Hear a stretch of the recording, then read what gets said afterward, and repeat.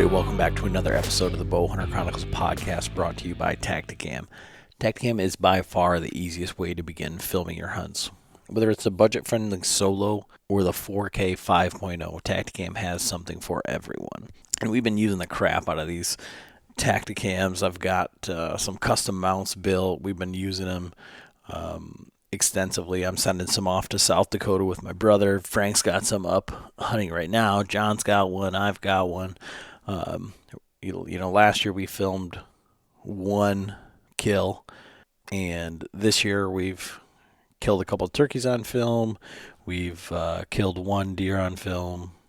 Frank's shooting at all sorts of deer with the Tacticams. So hopefully by the time this whole season winds out, we'll have improved to more than one deer killed on video, and a lot of that will be thanks to the Tacticam. So seriously, a very easy way. We talk about it a little bit in this podcast, but what a great way to start filming your hunts. If you just want to see the shot or get the deer coming in, have something to show the guys back at camp. It's a really great tool to be able to do that. So definitely check them out at tacticam.com. We are also working with Spartan Forge. So if you look back a few episodes ago, it's crazy. Machine learning for deer hunting. That product is in its beta testing stages right now. But basically what it does is it uses artificial intelligence, machine learning to predict deer movement patterns based on millions, if not billions at this point, of data points compiled from collared deer studies, historical data for harvest for each time of year, weather patterns for those days, car deer accidents. All of that goes into this supercomputer, and it's placed in the algorithm, and it pops out what are the best days to be in the woods for your area.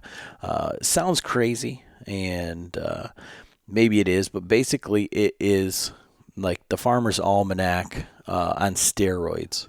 And very interesting stuff, and we're happy to be working with Spartan Forge this year coming up. So you can check that out at spartanforge.ai, and you can get a little bit more information. You can check back at our previous podcast on it, but that's spartanforge.ai.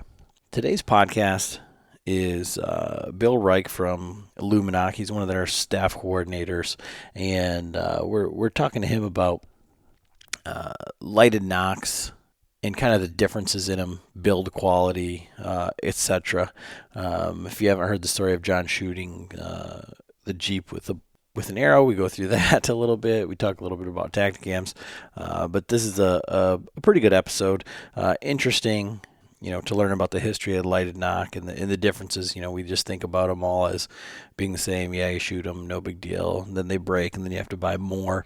Luminok's actually designed with replaceable batteries, so you can just, instead of spending more money on Nocks every time, you can just buy a couple batteries, replace the batteries, no tools operation.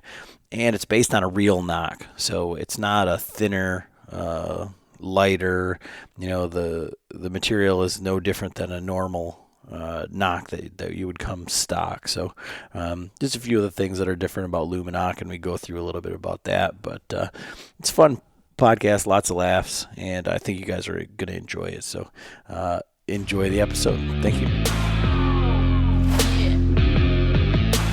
Hey everybody, welcome back to another episode of the Bowhunter Chronicles podcast. We are into November, and podcasts are in the dark, late at night, trying to get in as much hunting as we can in between sits and rut activity, all of that, and honey-do lists, all of those things. And if you've been following along, my wife's birthday is it's the 8th. Nice. November the 8th. So I have to, plan my rutcation around that. And this year it happens to be on a weekend. It's a lot easier when it's on a Wednesday because she doesn't ever want to do anything, but it's the weekend, so it's got to be the birthday weekend and all of that. So, yeah, we're trying to knock these out as best as we can and keep everything relevant. Tonight we've got Bill Reich from Lumenok. We're going to talk a little bit about lighted Nocks and things that Luminok has, and then a little bit about the show season here. As many of you know, the ATA show has been canceled. SHOT show has now been canceled. National Wild Turkey Federation, their show has been canceled. So we'll talk about how that's going to affect some of these companies going forward. So, Bill, how are you doing tonight? I'm doing well, man. Thank you guys for having me. Yeah, you kind of reached out and said, man, everything's kind of going sideways. You got any room for me on the podcast? We can talk about some of this stuff. But before we get into that, let's get a little bit of history on you and like your hunting style, where you're at, where you're from, how long you've been bow hunting, all that good stuff. All right. Well, I've been bow hunting for over 35 years now. I'm a ground blind hunter and unfortunately a disabled yet able hunter that can get out as long as I can with the modified setup that I have to do to keep my butt out in the woods for the longest amount of time possible. Okay. As far as anything else goes, it's been Illinois whitetail. I've hunted some in Iowa compound, and starting this year, this is my first season that I've actually used a crossbow, and I've had good success with it. 2 deer that are down and in the freezer now, and now I think I'm going to be picking up the compound again and getting out after them with it, and seeing what I can put together from that aspect. And you said you're in kind of like southern Illinois, right on the border there between Kentucky and kind of a few other states. Do you just hunt Illinois, or do you bounce around to all those states as the seasons open up? Well, that opportunity has opened itself up for me now when I took over running the national staff program that we have. I took over back in about mid to the latter third of June, and other than that, I've staffed for the company now going on, well, shoot, almost 2.5 years now, and I've been using the products since like 2006. So looking forward to what this next year is going to bring. I'm looking into several different hunts that I will be able to bounce around on, but it's been primarily Illinois hunting for me, and I've done some Iowa pheasant and duck and stuff like that, and got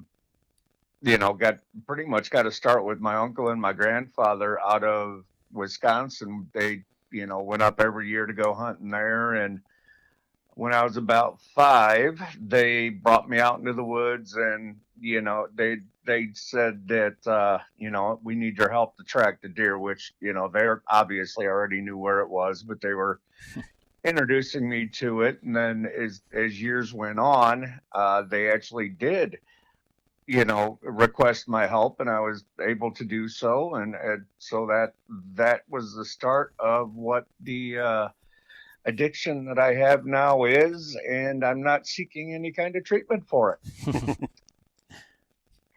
And so back in those, so you said for 35 years, like, so what was the archery equipment when you started bow hunting? Let's see where that shows up in our archives here. Well, I had an old bear bow that I can't remember the name of it, but I remember shooting that quite a bit when I was at home, and when we went out to the range and stuff like that. And I remember also when I was in school, they had one section of the gym class, the quarter or whatever the case might have been, that they actually had archery in school when I was going through in the gym program. So that's pretty much with it wasn't even it was a dual roller bow set up as what I remember on the bear and the ones that we had, excuse me, and the ones that we had in school. And then they also had recurves in school, and played around a bit with both of the above, but really got the juices flowing was always the compound for me. Not knocking traditional style in any way, shape, or form. It just wasn't my choice of the direction that I wanted to go with archery. Throughout the course of my life, and every year the new products that were coming out. Aluminum arrows were a big thing back then. The Easton, shoot, I don't remember what they were, but yeah, those were the big things back then. When single cam bows and all that other stuff were basically in the design and release stages back in the like early to mid 80s and 90s and stuff like that, and that's going a little ways back. Well, yeah, John. I mean, so also for the listener, John just had a birthday yesterday, right? So how old are you now, John? 46. So You're older than me. Yeah, yeah. Well, see, I remember all those days. I started out with the old PSCs, and I mean, my very first bow was the old Bear, like the red fiberglass. I think they still make them, but Yeah, mine was green, and yeah, then the ones that we had in the gym class were the red fiberglass ones. yeah, yeah. That's what I started out with, and then went to the first compound, my PSE, and then had some spoilers. But yeah, you're talking about the old Easton like double X75s and the Game Getters. Yep. Oh yeah, went through all those. So one thing that I guess we did it this year, really for the first time. Last year we did, and John had joked around about it a little bit, like when he was younger. But so we really don't hunt too much from the ground or out of like the pop-up blinds or anything like that a whole lot. Have you ever shot a deer out of a pop-up blind, John? Like with a bow? Nope. Yeah. So, I've seen how, like with turkeys and stuff, the size of the bow, the arrow, and all of those things. So, I guess it sounds like you've been doing it for quite some time. I guess what tips would you have for guys? Are you shooting a shorter axle to axle bow? I think one of the problems that I have is like how to position the bow with the arrow on the string. It sticks out 20 inches, 2 feet past the riser, right. All of that stuff. So I guess for guys that are hunting out of ground blinds with a bow, what are your setups, or what things have you learned over the years, and as far as that goes? Well, I started out when I was at least 20 years younger, maybe even a bit longer, when the ground blinds were really first coming out.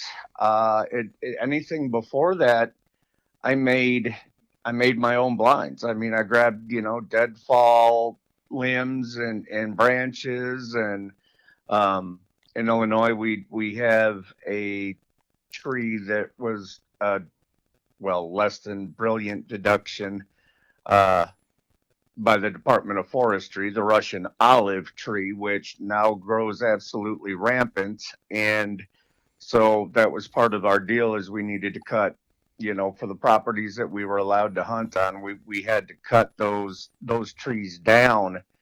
And so they'd be, so the oaks and cedars and everything else would grow and not get choked out by those trees. I forgot what the actual reason was that Illinois brought those in, but that was part of the deal. So we always constructed the ground blinds out of, like I said, deadfall limbs and whatnot. And my uncle and my grandfather, my uncle hunted from tree stands way back when I was little. My grandpa actually hunted with me on the ground. and he hunted on the ground the majority of his life up in Wisconsin. And I mean, he hunt bear, deer, turkey, you know, you name it, up in the North Woods up in Wisconsin up there. So I mean, that was definitely a cool way to get brought up into seeing stuff like that, was seeing the bears out in the backyard and the deer just running around, you know, up there doing their own thing. And it just, ever since I was a kid, it just had me absolutely mystified on everything from the ground. And I really like being on the level with the deer or the turkey or whatever, you know, whatever I'm hunting. As far as it went, I started out with a doghouse style blind when I was, like I said, about 25 years ago, I believe, give or take. And anyway, that really wasn't a good blind for archery. You had to be positioned in it absolutely perfectly, and you could pretty much only draw back and shoot out one window. It was a good gun blind, mind you, but as far as archery, with a normal average size 6-foot male, give or take a little bit, you really were limited on space. And like you said, with I actually shot a pretty small axle to axle bow, but yeah, the arrow sticking out 20 plus inches out the front of it definitely played into the game of getting upgraded to the box blind, you know, the hub style, whether it be rhino or baronet or, you know, double bull was, you know, one of the big ones back years and years ago.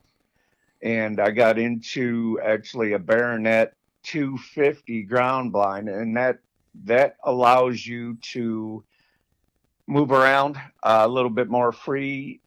The arrow and the bow are usually pretty comfortably sat in there. You really don't have to worry too much about it unless you're clumsy like me and knock the bow over, and you know, then the broadhead goes through the side of the blind, and well, that's where liquid stitch comes in, and that fixes that right up. A few years back now, I upgraded to the Baronet 350s, which are significantly taller, and actually you could take two normal steps from side to side of the blind, and you can stand up. And I'm just over 6 foot, and I still have 6, 7, maybe even 8 inches on top of me.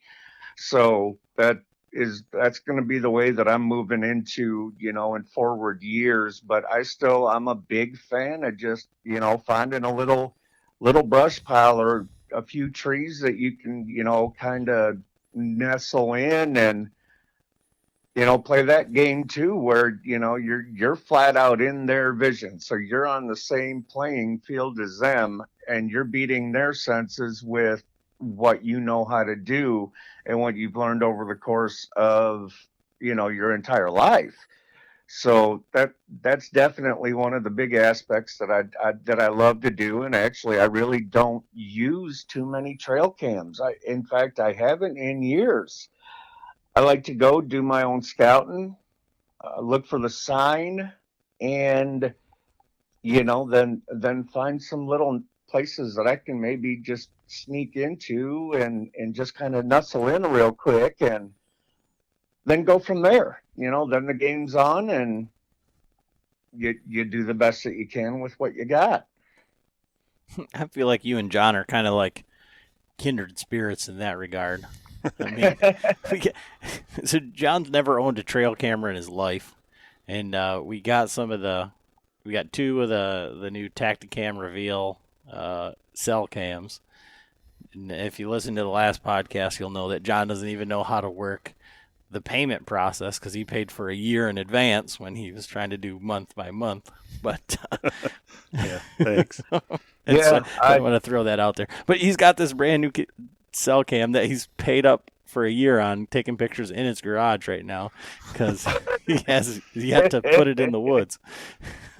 Yeah. A bunch of my guys are actually on staff for for Tacticam, and I've actually started using the cameras this year.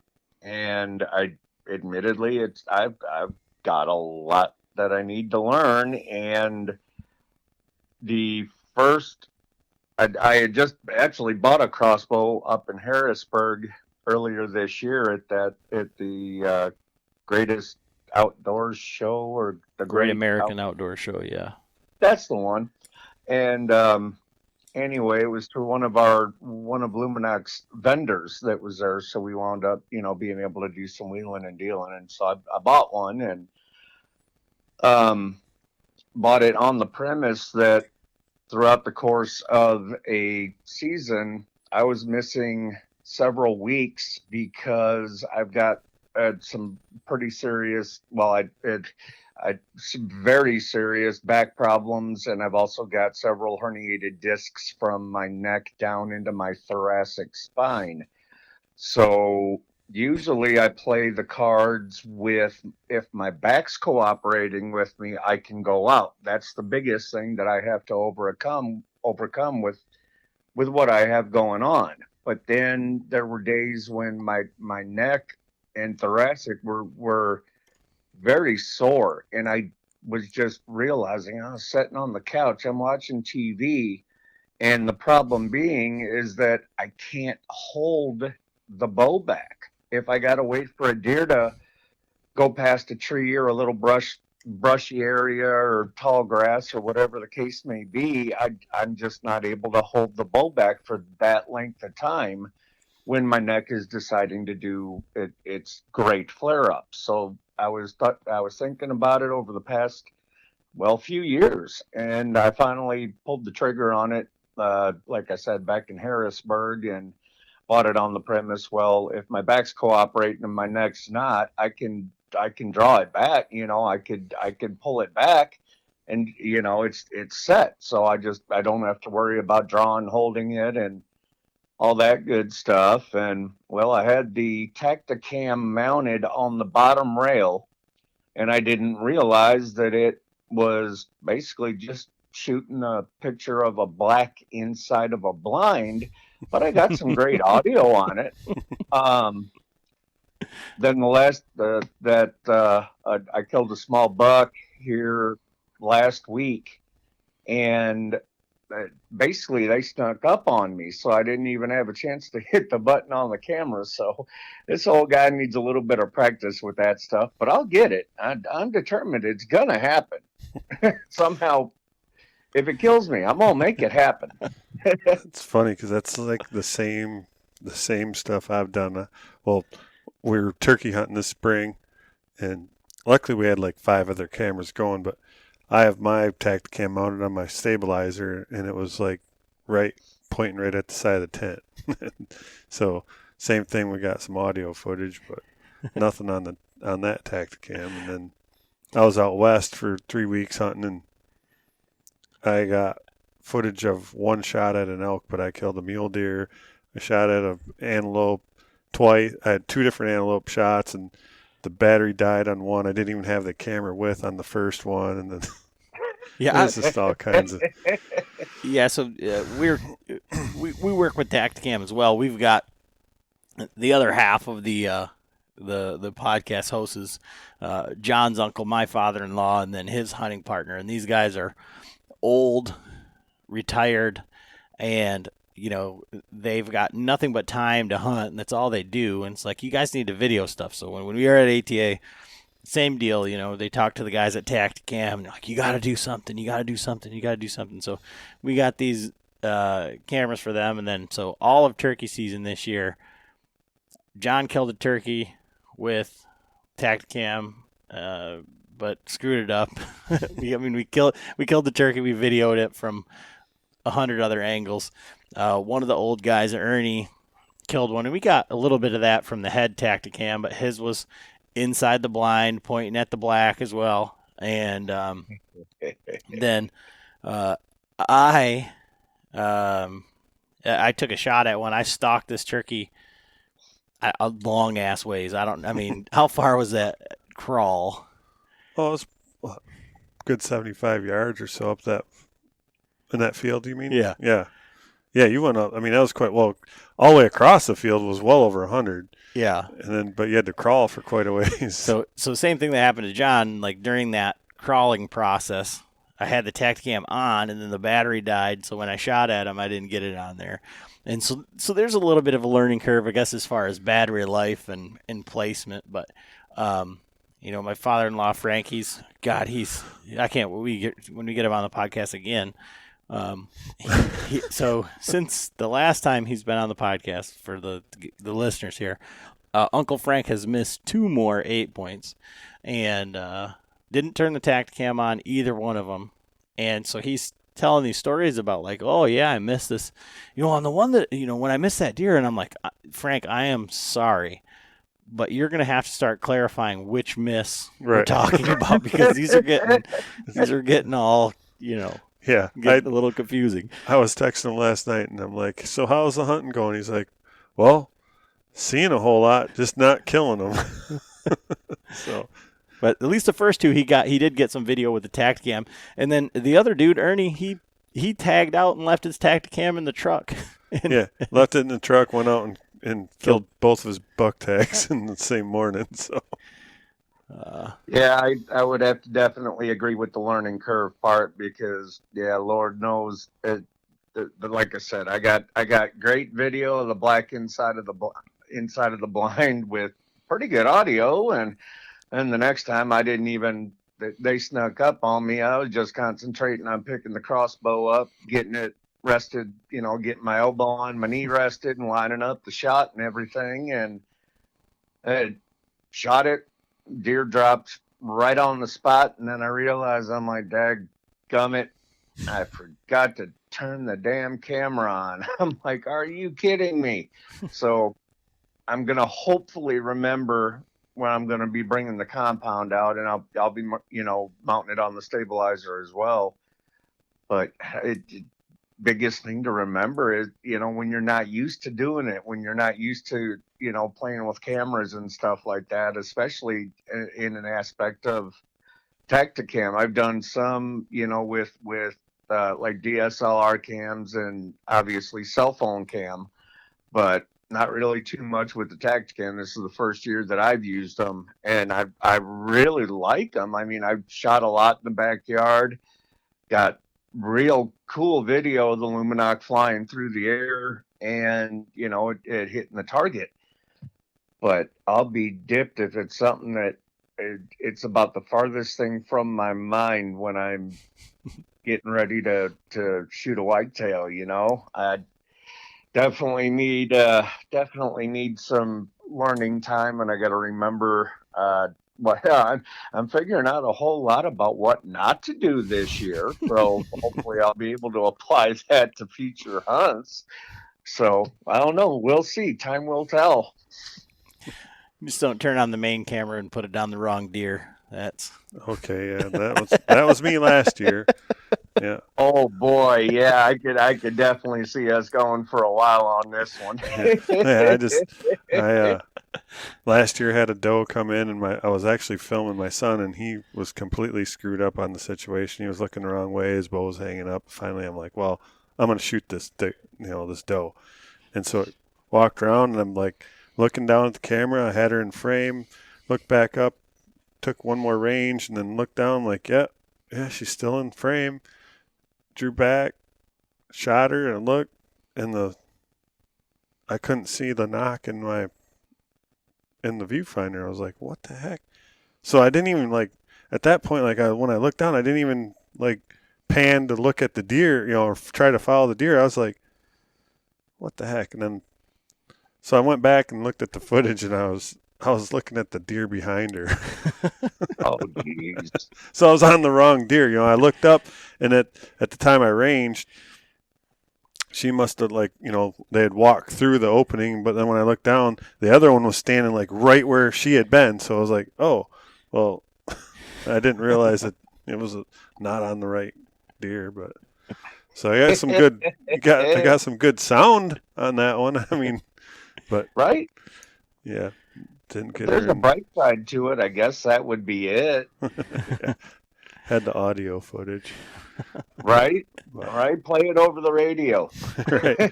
Podcasters, we're not video guys. Yeah. Right. So, tell us a little bit about like what you do for Lumenok and kind of how you got into the role that you're at right now. Well, I've shot the product for just about 15 years, probably just a little bit shy. Never used any other lighted knock product. Never needed to. They always worked well for me, and got into them about 2, maybe 3 years after they were just getting out into the big box stores, Bass Pro and Gander Mountain, so on, Cabela's, whatever, whatever the case may be. And I'm generally the guy that doesn't buy a product the first year that it comes out. A lot of, and you guys, I'm sure, know as well, there's a whole bunch of gimmick products out there. And, most of us have a few of them in the back of a drawer that we won't throw out because we spent good money on it. But on the other side, all it's doing is collecting dust. So, I try to avoid doing that as much as possible. But it came to, I want to say it was about they were released into the big box stores in like 2004-ish. And it was about 2006 or 2000, right about 2006, or 2005 rather, I'd shot 2 deer and lost 2 arrows after the pass through. I couldn't find them. I had no idea where they went. And then one of them, honest to God, I don't know what happened. I might have bumped my trigger, or the release failed. I'm not sure, but I launched one somewhere where it could have been 50 foot up in a tree. As far as I know, I have no idea. But either way, those 2 that passed through, and I couldn't find, and I was doing the math, and it's like, well, it's 20, 25, $20 an arrow, give or take a little bit with the broadhead on it. And so I just kissed away $40 right there. Well, 60, including the shot that who knows where it went. And so I was like, all right, I'm going to try these things out. So I went out and I bought my first 3-pack, and I was shooting GT gold tip arrows back then. So I went and I got my first pack of green Luminoks for the GT arrows. And from that point on, I don't think I've lost but maybe 3 arrows in the last 15-ish years. So that definitely, the first year after a couple of pass-throughs on a couple of deer, and I found my arrows, I'm like, well, here we go.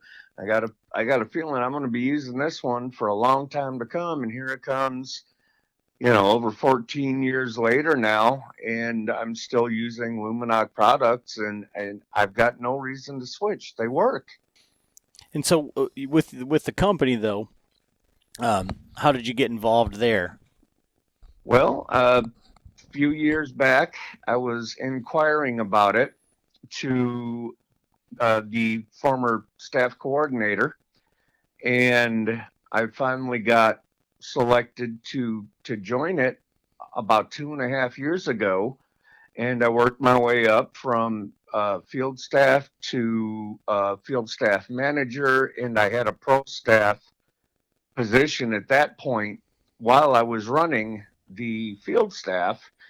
And the former coordinator had stepped away, and they selected me to take over the national staff program, and that was in June. So I can't say anything, but I'm blessed to be able to have been selected to take the position over, and what doors that it has opened up for me, as far as what we were saying earlier, that being able to travel to do some hunts that I really wouldn't be able to do on my own. So it's truly a blessing to have been selected for this position.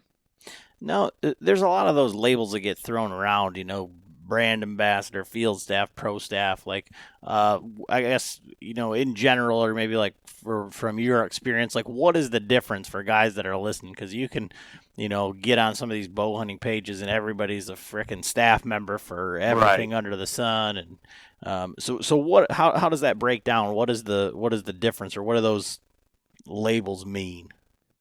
Well, as far as it goes, we don't try to build the staff numbers up to something absolutely obscure like a lot of the other companies out there do. The field staff is entry level. If you've been shooting a lighted knock or shooting shooting a Luminok or shooting some other lighted knock product and you decide that you want to switch over to Luminok, get some, pictures, get some video taken of you shooting the Luminok products. Then we can get into, an application process and whatnot. And then you're starting, you're getting your foot in the door, and the field staff side introduces you to trying to get more video work out, more pictures out regarding the Luminok products, and just getting more familiar with everything else and the process that it takes to actually get the promotion to get up to the pro side where we actually release videos from staff, like we call them tech talk videos, which may be anything from an installation process to the battery replacement process, the challenge shots that we as the staff coordinator and managers design, or we sometimes leave that up to the staff members to pick some sort of a challenge that they want to do, and then the rest of the staff has to go about doing it. And again, getting into the pro staff side, you're doing a lot more video work, like out in the woods, getting video of the products doing what they're supposed to do, lighting up after pulling that trigger, whether it be on a crossbow or a compound bow. But it's really you start off on the field staff level, you get your foot in the door. They do offer a pretty decent discount in comparison to other companies out there, but we do our best to keep the staff at a level where we're getting production, as far as a little bit of getting some pictures out there every week and stuff like that. So you actually have to earn that little bit of a discount that you're going to be getting, or good discount that you're going to be getting rather. And we try to keep the staff active, keep it productive, and we try to do our best to avoid what we can as far as what I guess would be called discount grabbers, or discount hounds. And if we see somebody not doing what they need to do, we'll address it at that point in time. But we hope we don't have to. We would like everybody to do what they need to do as per the contract that they signed. Okay, like I said, for some people listening out there, everybody thinks, pro means professional, means getting paid, by all these companies and things like that. So, like I said, I just thought from your perspective as a coordinator and all that. So I guess what's the history of the Luminok as a company? I mean, how long have they been around, and I guess what are some of the products that they've got out, and how has it evolved over the years? Well, back in, I believe it was 1998, is when Curtis Price and Eric Price, the owners and inventors of the entire lighted knock deal, as far as it went back then, they went through, I want to say it was almost 20 different prototypes before they wound up getting the patent on it in 2002. And then by 2004, they were out in the big box stores and everything like that. The products are lighted Nocks. They have no moving parts on them, no switches. They don't require any tools to shut them off. They do have the replaceable batteries in them, and the batteries themselves have about a 40-hour continuous runtime, and I've seen that stretched out to at least double on some circumstances so far. Other than that, we got a HD orange, the green, and then the pink Nocks. The pink Nocks are part of that purchase price from that pink Nock actually goes to St. Jude's Children's Hospital. And I believe this year they had written them a check for almost $6,000, if I'm not mistaken. So I mean that's a very cool thing I like about the company as well. And not only for the brave kids at St. Jude's, I actually see the pink Nock better than I do the HD orange and the green. But what's kind of cool at the shows is you could, walk away from the booth with 3 lit Nocks and 3 different arrows. And you could have 3 guys standing next to each other, and one of them will see the green best, one of them will see the HD, and one of them will see the pink. So it really does make a difference as to what the individual's eyes see best. It's not a one size fits all deal. It really is kind of a cool thing to do at the shows, and you'll see that there's so many people that see the 3 different colors differently. That the greens pop to some people, and the greens seem to pop to people that are colorblind or borderline colorblind. That the green really jump out to them the most, and it's a pretty cool test to do when you're at the shows, which this year next year rather is looking like it's going to be a nightmare from the show aspect. So I think we got everybody in the outdoor industry. We're trying to figure out ways to figure out how to make up some of that lost revenue from what the shows would actually bring in. So I just got a question here, and it's just, I had to have Johnny's got the packaging from the Luminok, and every time I've always seen Luminok, and you said the owners were the inventors or whatever or something. I'm like, who in the hell is Bert Coyote? It's like the Bert Coyote light 'em up Luminok from Bert Right. Coyote. I'm like, who is this Bert Coyote guy? What a cool name if your name is Bert Coyote, right? So what's the story behind that? It was told to me once, going on a couple of years ago now, and all I know is that one of the inventors, Curtis, I think some gal called him Bert, and I believe there was a couple of beers involved, and well, next thing you know, they're like, well, dadgummit, let's roll with it. So they did. I mean, that I know that there's more to that story, and I wish I could remember more of it, but I can remember it was something about messing up Curtis's name and called him Bert instead of Curtis, or Kurt rather, and like I said, some adult beverages being involved, and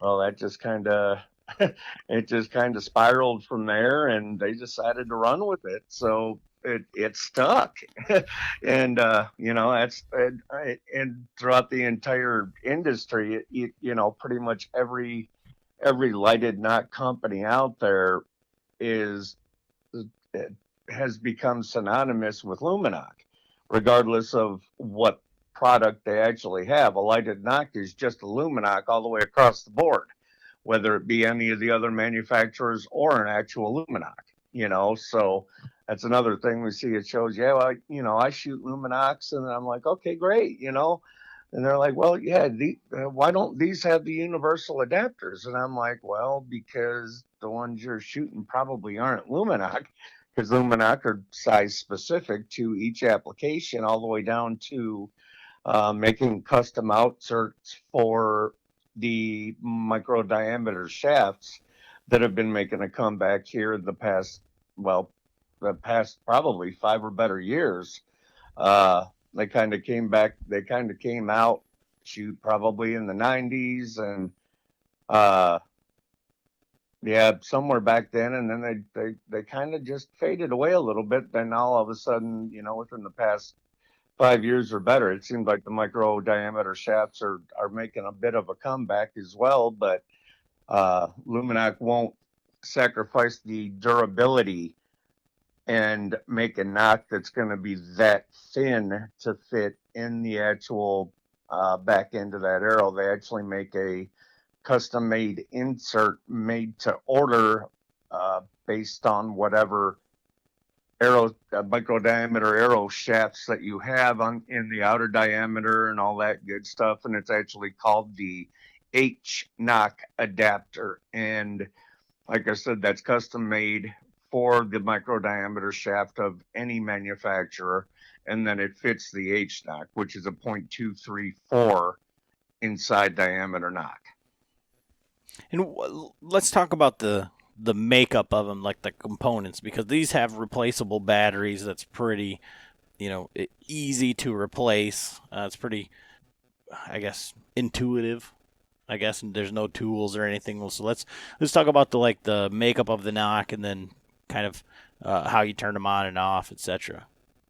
Well, like I said, there's no moving parts. The wire is a test wire that wraps around that battery after it's been installed into the knock itself.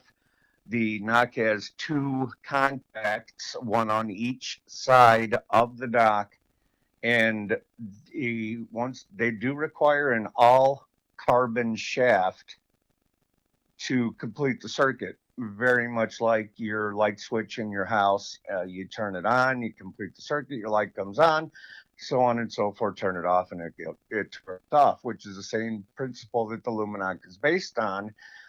When it requires a minimum of roughly 25 pounds of pressure to push that knock into the carbon shaft, and that's where a lot of the fitment comes into play. And on the shaft of that knock, there's five raised ridges, which are called sets. So if you buy a Luminok product, based on the correct size inside diameter arrow you have, just for instance, 0.244, 245, which is the S knock. But your arrow, you're having a bit of a hard time sliding it in. We don't want you to put 200 and some odd pounds of man or whatever the case may be to get that knock into the arrow, because then it's not going to function right, and you may damage the knock or the arrow itself. Those sets are made on that. No arrows absolutely perfect. There can be little thickness, differentiations and stuff like that, and that's where the sets come into play. And if you're having a real hard time getting that knock to slide into the arrow shaft, you grab a sharp knife or a razor blade and shave one of those sets down. You can also use either crayon, beeswax, candle wax as a lubricant to get the knocks into the arrows if they're being a bit on the difficult side. But if that still doesn't work, that's when you get into shaving the sets down, and you just, shave one down, one at a time until it gets to the point where you can push it in. But you don't want to be able to, it's meant to be snug. It's meant to fit pretty tight. But like I said, you don't don't want it where you gotta, lay into it, pushing it on the ground with your hand on the front of the arrow, and then trying to get the knock in, because then you're going to either damage the knock or damage the arrow. And that's not what we obviously don't want that to happen. But on the flip side of that, it's a light, it's a battery. The knocks are poured actually at Lumenok. They used to be the Luminoks used to be incorporated into a boning knock. Well, they got away from that, and they're actually doing the entire process in Yates City, Illinois. So the knock itself is 100% American made. The only thing that's not is the battery, and that's because they don't make them in the United States. So that's the only other thing. But like you said, the batteries are replaceable. It's about $5 or $6 for a 2-pack of the batteries, and like I said, they have a over 40 continuous hour runtime, so they're made to be practiced with. They're made to be shot, and I use mine year round. Anytime I'm out in my backyard practicing here, once I fling my first 3 arrows, and I generally just practice with 3. I don't turn the knocks off until I get them back in the house and turn them off, and then they're ready to go for the next time. And when I start seeing them get dim, I've got the batteries, as I say, in stock, to be able to just go ahead and do a quick swap out of the battery. But one thing I will tell you is there's a black O-ring that is on the battery that creates a seal, so no moisture, blood, or anything else like that can actually get up into the knock, and you can actually use Luminoks on your bow fishing rigs.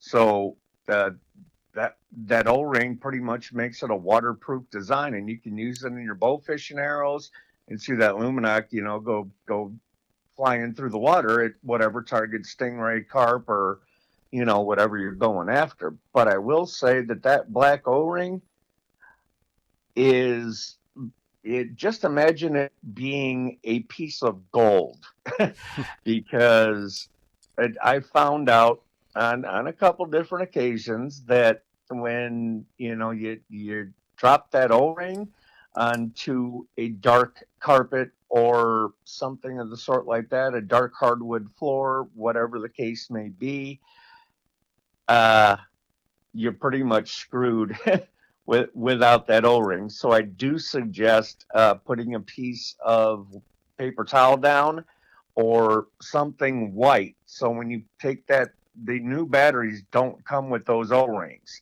So when you're doing the battery swap out, you got to put that O-ring back onto the new battery. And if you lose that O-ring, well, that battery's not going to stay in place the way that it needs to be for it to function.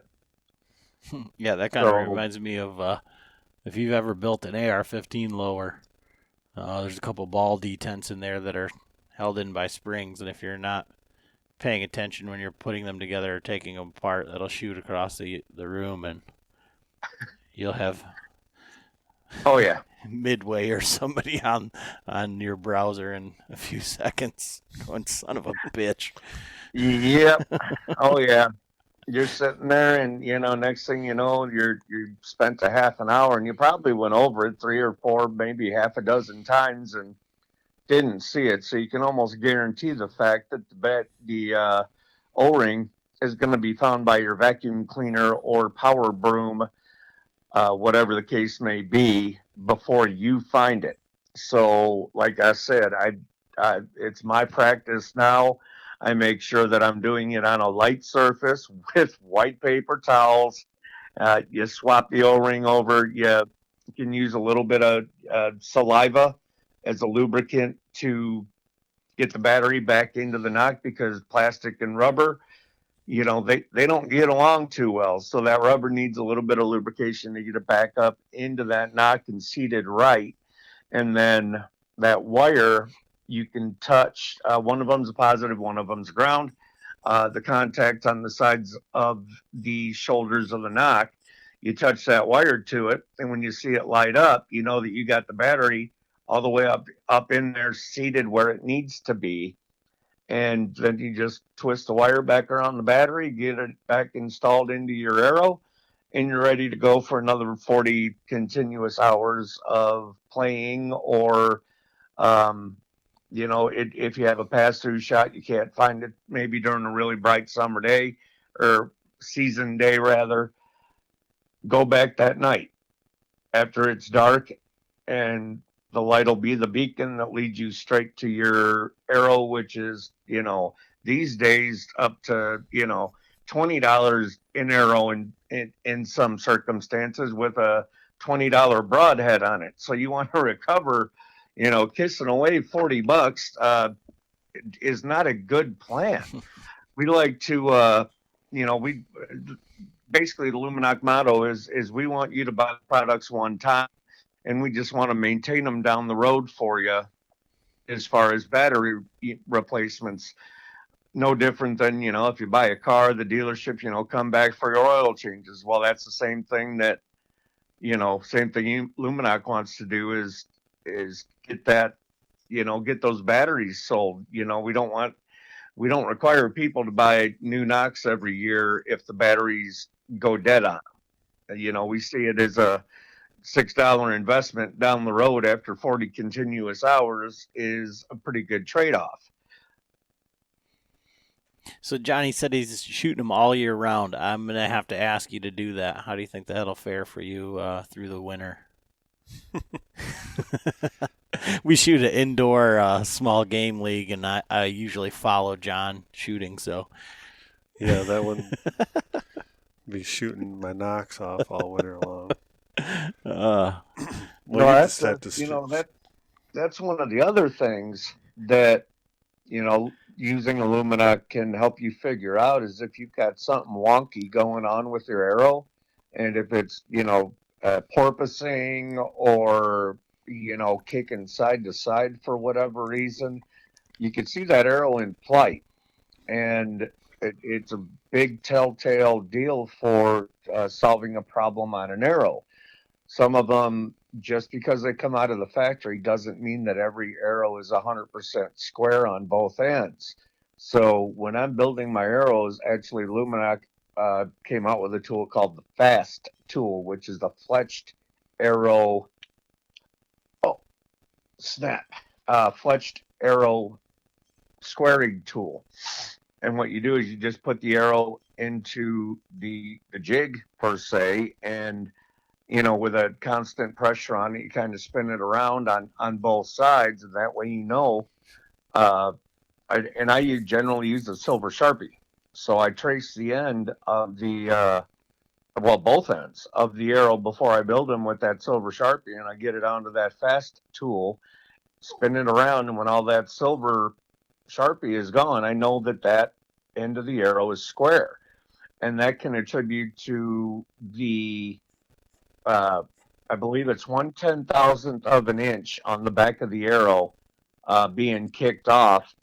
Can it make a difference out to 20 yards, out to over an inch? And that I'm pretty sure we've all had it happen. You have one arrow that no matter what you do, it's kicking over to the right or kicking over to the left or whatever the case may be. You're shooting 10 ring, 10 ring, 10 ring, and next thing you know, that one just flies off every time. Well, that could be very well due to the fact that the back of that arrow may not be completely square. And I've noticed and I witnessed this myself with my own arrows. After I'd gotten that tool, I grabbed that arrow, I used the tool, I squared that back in, and next thing you know, that arrow's flying as good as the other ones were. Yeah, definitely. So that's definitely an interesting thing to, a good tool to have on hand, just for circumstances like that, where you can make sure that your arrows are square on both ends. That definitely is I build all my own arrows, and so I have arrow squaring device as well, and I do the same exact process. Marker, square both ends, make sure that everything's good. Now, with the Luminok, how I mean, obviously they're pretty durable, but I mean, like right now I'm shooting nocturnals, and I've not been impressed with nocturnals lately. Like I shoot a Easton Axis, and so Easton Axis 5mm shaft. So I'm shooting an X Nock, and like you had actually mentioned a little bit earlier, with the nocturnals, there's so little bit of there's just barely any material around the battery in the Nock. If you hit any little branch or hit something hard, the Nock breaks right off. And how I haven't shot Lumenok enough to know, like how durable are they? I mean, so what is your experience with the Luminoks and durability? Like shooting, Ab and I like to shoot trees once in a while, and maybe some metal fixtures in the backyard. Jeeps. Yeah, Jeeps. Yeah. That sounds like a personal problem there. If I would say that myself, the durability is definitely there. Like I said, Luminok won't make a Nock that doesn't pass its durability test as far as anything like that goes, and the tolerances that they're made by. And like I said, they don't have any moving parts or requiring any tools to shut them off. But Luminok does make a tool. It's called the Nock Extinguisher / Arrow Puller. And you can pretty much, if you got bloody hands after you're cleaning a deer and you got your Nock there and you want to shut it off, your hands are sliding off of it. If you've got that extinguisher in your possession, you just slide that over the Nock, wiggle your wrist a few times, and it'll shut it off. Whereas even if you don't have that tool, you basically just use your thumb and your forefinger and kind of just wiggle that Nock just a little bit away. All it requires is a 32nd of an inch that you need to break the contact with, so you're not gonna stay lit in your bow case or quiver, whatever the case may be. As far as the durability goes, I do my best. I don't like to badmouth other companies. They're out there trying to make money just like everybody else is. But one thing I can tell you is I've seen it firsthand with guys that I've shot with, guys that I hunt with. In fact, my non-blood, but my family's nonetheless, have experienced a lot of the problems with those other brands, and they are now all shooting Luminok, and they're all very happy with them. So, as far as that goes, I know what I like. I know what I like to work with, and throughout the course of 15 years, yeah, I've shot the back of arrows and broke the Nock off, broke one of the ears off the Nock or whatever the case like that is. But what's cool about Luminox is that you actually use that wire that's wrapped around that battery. And even if you have an ear that's snapped off, keep it in your pack.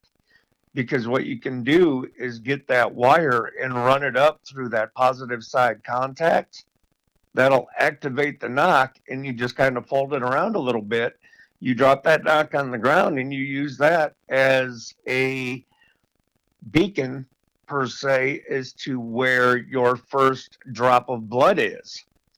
So if you've got two broken Nocks that you've shot the ears off of, that Nock is still going to work, and you can use it, first blood. Then you go to the next one, and you got the other one lit up, put it there, you grab it, and you just kind of alternate. So if you're 10 yards or whatever away from where that last blood spot is, you can see that, you drop that knot there. So it's telling you, well, yeah, I don't have to go back and find that first drop of blood because that knot's there doing its job lit up.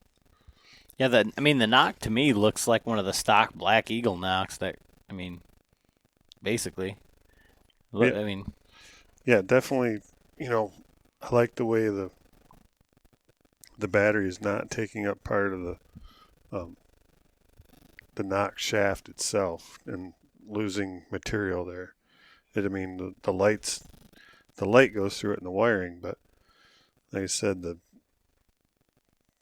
nocturnals that I'm shooting right now, there's no material there, and you spend $30 on a set, or $10 a knock, and shoot them one time, and then they're junk. I mean, it's getting a little bit ridiculous. So it's time for me to switch up and try something new. So now with Luminok, I mean, you said they've been around for, I mean, how many years, and basically they haven't changed. Do they have anything new coming out, or I mean, or why change? Something that's already working great. That's pretty much what I mean. I can't speak for 100%. I'm not part of the R&D team, but they, like you just said, if it ain't broke, don't fix it. And that's kind of what they go by. The newest thing that did come out was the HD Orange Knock, which is said to be 30% brighter, uh, and that's 30% brighter than what the old Orange Knock was, and that's been out for several years now. But as far as anything new, uh, like you said, if it's not broken, don't fix it. And we don't do, there's companies out there that have these strobing and blue and all that other stuff, and through rigorous testing and excuse me, rigorous testing and all sorts of different tests, from the durability to which knocks get seen best.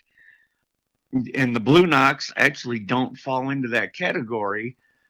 And secondarily, for that blue knock to have the brightness of what the Luminok green, orange, or pink have, they found that you'd have to actually run a 2 battery setup on it, which is going to increase the grains on it by like 10 or 11 grains. And given the fact that most knocks are somewhere about 12 to 14 grains, and then a Luminok weighs, I believe, 26. So I mean, adding 10 grains to the back of that arrow, so we don't want to add another 10 grains on the back of that. Then you're going to have to worry about compensating on the front end for it and whatnot. And, out to 60 yards, and I shoot, pretty regularly out to that, and not much beyond it because, I don't have access to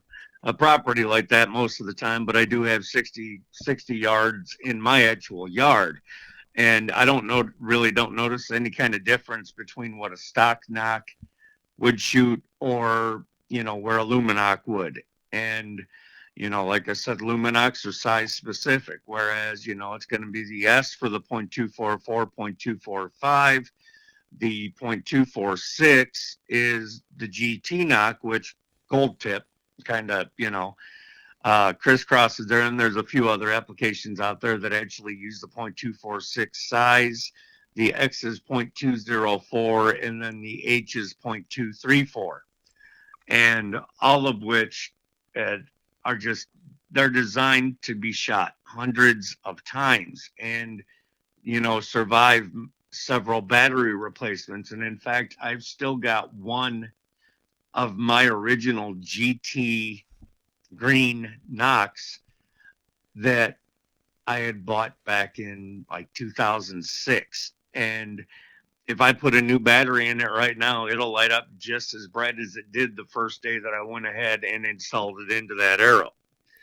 So they do stand the test of time.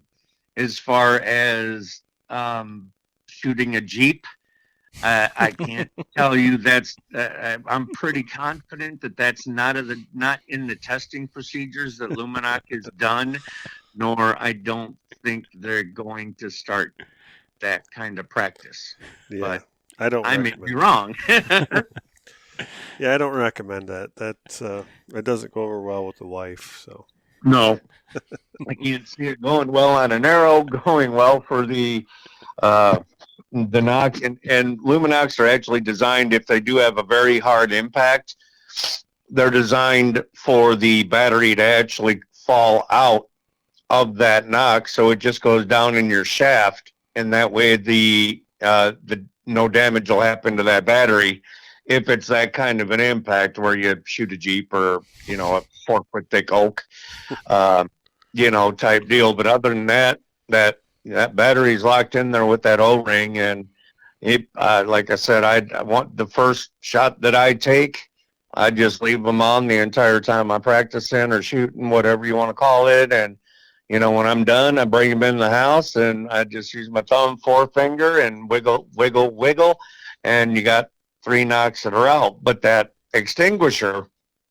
is a very handy tool to have for sweaty hands if you're just sliding off the Nock, and you can feel that there's 3 raised ridges on each ear of the Nock, which is more for grip.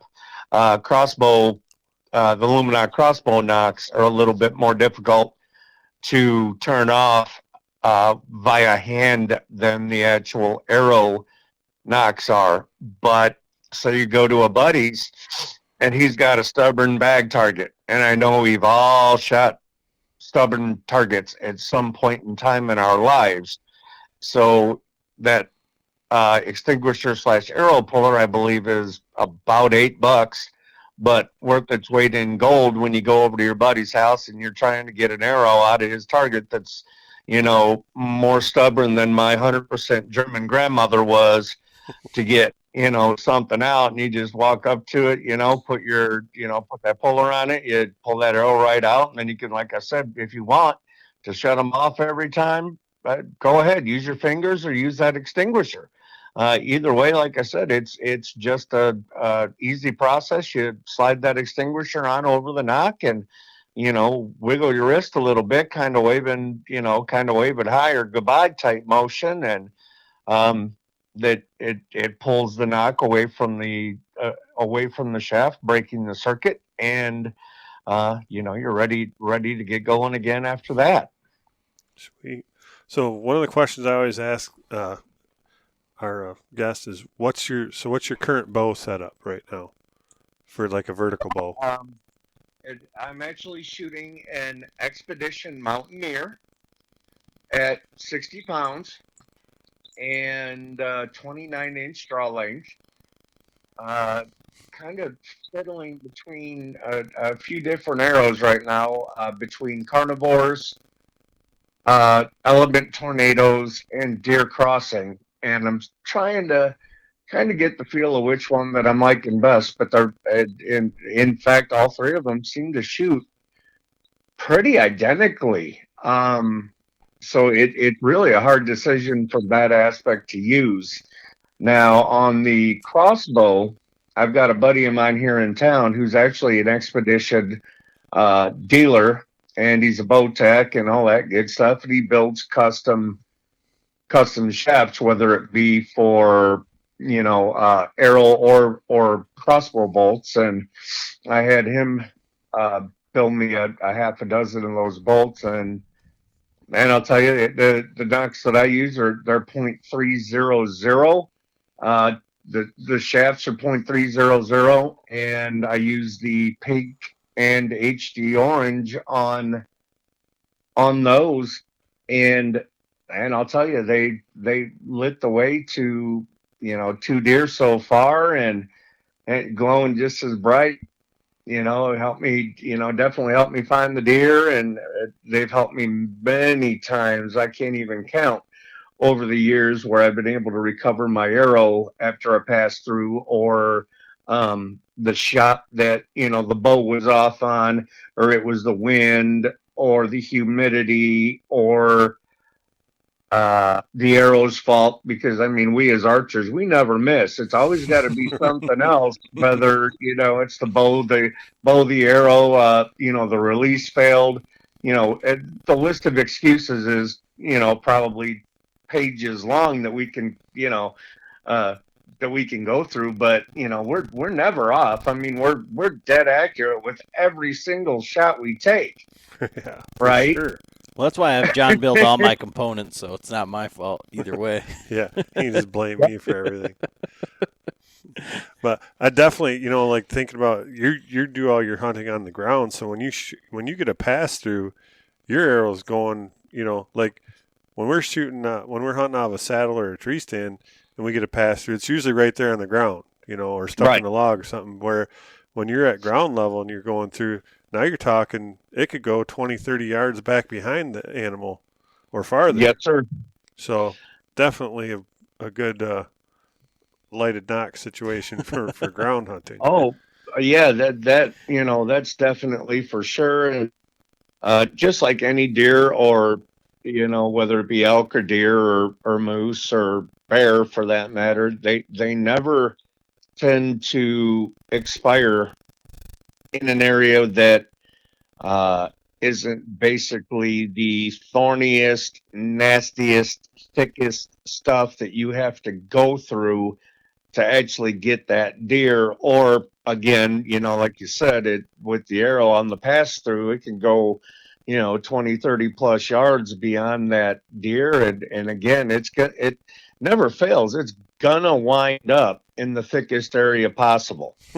And you're coming in at night trying to find it, then you get there and you reach in and your arms bleeding after that point, and you're cussing everything that you possibly can out there after you get that arrow, or when you finally see the arrow, and then have to think of the plan on how I'm going to extract this arrow from said wild rose vine brushy area that you were not expecting to deal with at night.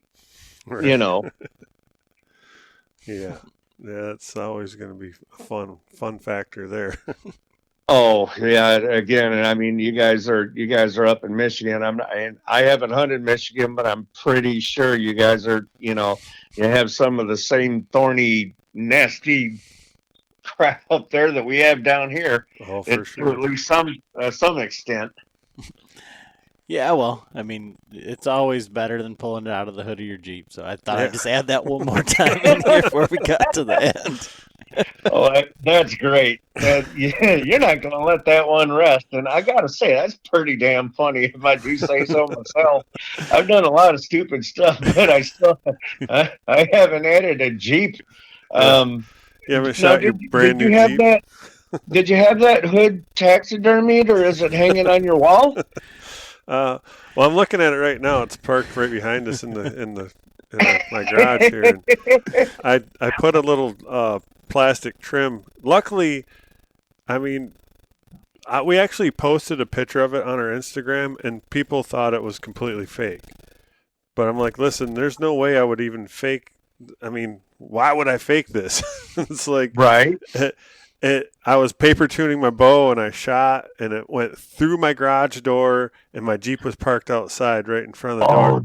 Oh, no. And it hit like right.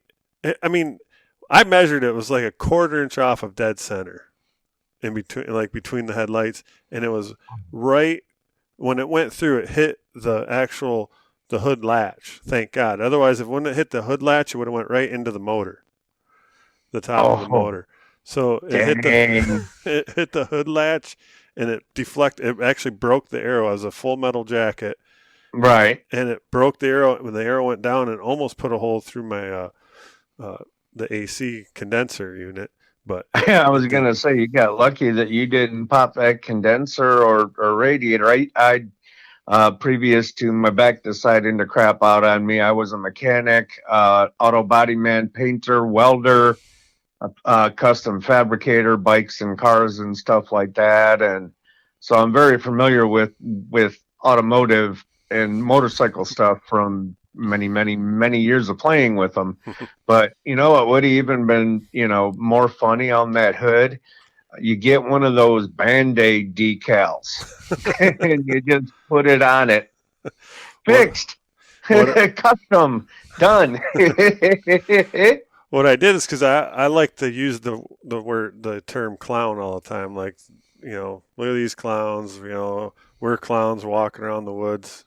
And I'm like, well, I took one of my old arrows that were broke off, and it had like the red, white, and blue fletching and a fluorescent like orange red knock, and I cut a little chunk of it about an 8-inch piece with the fletchings, and I stuck that in the hood, and I was like, well, here's my clown badge of honor. It looks like a clown nose. And so I drove around with that for a day, and I drove over to my Uncle Frank's, and Adam, we were actually getting ready to do a podcast over there the night in the studio, and I'm like, well, here's the clown badge of honor. Check this out. And yeah, they all couldn't believe it. So, and then the people, like I said, when we finally showed the picture on Instagram, it took a few months because my wife she definitely was not happy with me. And I can't imagine she would have been. I wouldn't have wanted to be in your shoes when you had to say that, honey, I shot the Jeep. Well, I not only shot the Jeep, but I shot the door and the Jeep. right. I can't see that as, going over smoothly like, oh, it's okay, honey. I can imagine there's some couch city time after that if I'm not mistaken. Oh yeah. Yes, for sure. It took a little time to smooth that one over, but we're all good now. So good. I'm glad it worked out. So if people want to check out Luminox or any of that, where can they find them? Where can they follow along with social media? And if they want to reach out, how can they get a hold of you if they've got questions or anything like that? Well, as far as anything like that goes, it's the, Lumenok.com, and that'll pull you into what another great feature of the Luminok company and of the website is right when you sign on get into the website and start. It's got a Nock Selector feature where you input your manufacturer, model of arrow, and if you're shooting, compound or crossbow. And so you put in the, Easton and then the Axis or FMJ or whatever, and you're shooting a compound, it'll direct you straight to the correct Nock size that you're going to need. And that makes life a lot easier from that aspect because you're not having to, look through a book or, but it is on everything if you go to a big box store and you're wanting them, it's on the back of the package or the insert that comes with every Nock. And the one thing that, like I said, with the pink, it's the St. Jude's thing, and that's huge to me. But on the insert, there's a section that says stuff you must know. And I just want to be clear, it's not instructions. So guys are allowed to read this. That being said, it's stuff you must know. And I can guarantee you that 98%, 99% of everything that either myself or my staff management teams deal with is people saying that they wouldn't fit. That's where we got into the shaving, the set, and lubrication deal earlier here this evening. But the fitment, the sets, the lubrication, battery changes, even on that insert, So it's definitely something that people are going to want to read. It's it, primarily it's open the package, find the clock position that you need it to be on, whether it's odd vein up, odd vein out, whatever the case may be. Get the knock, slide it in, and with 25 pounds of pressure and above, that's what is going to activate that knock, and that knock's not going to shut off until you physically turn it off. But that stuff you must know is really a key thing for anybody that buys the Knocks and makes the jump over to the Luminok side. They really ought to read it. And if they decide that they don't want to, there's plenty of stuff that's available via YouTube on installation, and it's actually a lot of different pros out there, including the owners of Luminok that have made these videos for instructional purpose. So, like I said, you don't put a 200 and some odd pound man on the front of the arrow to try to push the knock in, because then you're going to get then you get the stuff that, well, yeah, they're crap. They didn't fit. They broke my arrow, or when I tried to put it in, I broke the knock. Well, all that could have been very easily avoided just by reading the insert, the stuff you must know. And again, it's not instructions, so guys are allowed to read them. And that's pretty much about the biggest thing as far as anything that you're going to have installation question wise or anything else. It's covered in that insert and on YouTube. Other than that, like I said, it's a .com, brings you straight to that Nock Selector feature. It'll send you, if you're shooting a crossbow or, compound, and it'll take you right to the Nock size that you're going to need. And you pick the color that you want, whichever one stands out to you the best. And there's plenty of different videos out there and pics out there on Luminok that you can kind of take a quick little look at the Nock and see for yourself which one your eyes sees better. And like I said, there's so many different, every show that I do that comes up dozens and dozens and dozens of times where I have people walking up to the booth and they're like, well, I don't know which one I should get, and that's when I'll grab 3 arrows with the 3 different colors on them, and I'll walk away, and they're like, okay, pink jumps out at me the best. All right, cool. St. Jude's is going to be happy with it, and thank you very much for buying a Luminok product. Green, orange, the HD orange, whatever anybody sees the best is what they should go with. There's no right, no wrong answer. It's the individual seeing those colors themselves, because everybody's eyes are different. Yeah, I can totally see that. So, well, yeah, man, I appreciate it. Coming on here and talking with us, and the little bit of learning curve we've all been through it on the Tacticams. Everybody in this room, at least. I think that it's not only just the Tacticams. This has been a journey, and I never in my life have I ever learned anything the easy way. So this has been over 35 years of trials, tribulations, failures, with really a good amount of success too.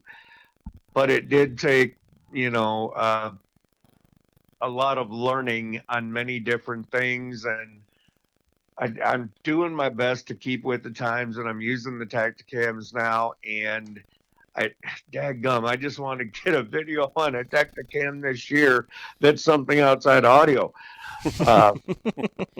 That I think is my biggest, outside of shooting that. I got a couple of big bucks walking around here, and I hunt private property. So, I mean, they have food sources and water sources and everything within a small area. So I really do want to get that big buck on camera, and I've actually got a doe running around here that I call the Gray Ghost. And I've been after her for about 4 years.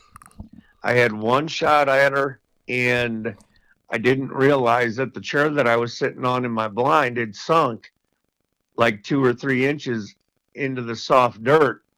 And when I got it lined up, I shot, and I didn't realize it, that the arrow was pretty much on the exact level as the window fold over in the blind. So when I shot, it kicked the butt end of that arrow up, went right underneath her, and she just went on her moseyed on her way. She is the oddest color deer I've ever seen in my life. And I know in the last 2 or 3 years that she's had twins, and this year she had triplets. So we've got a pool down here that, and we definitely want them. That's a very big, healthy, cool looking doe. And if I can get her, I think I'd be even happier than if I got a friggin' 16 point, to be honest with you. And if you put antlers on her, well, she'd rank up there in the good buck size body. So it definitely some cool stuff going on down here. And I've got 2 in my freezer. Now I can concentrate on being a little more selective. And then if I do get another one down, and this has been a practice that I've done for many years, that if I get enough, at a third deer down, or if I get 2 really big ones, I'll bring the meat over to either the homeless shelter in town, or there's a battered women's shelter that I'll bring the butchered meat to, where they just gotta, thaw it out, and they can put it in chili or spaghetti, tacos, whatever the case that, might be. And that can, carry quite a long ways when you got several crock pots full of yummy Bambi chili, and the people don't even have to know. Right. Right. But it does carry out, a long, a long way with those shelters. And that's one of the things that I enjoy doing. I like to share my spoils. Yeah, well, I mean, that's a great thing to do, man. And we really hope that you're gonna get a crack at one of those. I mean, sounds like that big doe is just about the same, on the same level as a lot of the deer that we're hunting. So yeah, for sure. So thanks for taking the time with us tonight, and I think that's kind of all we got for this evening. Well, thank you guys for having me, man. I definitely appreciate it.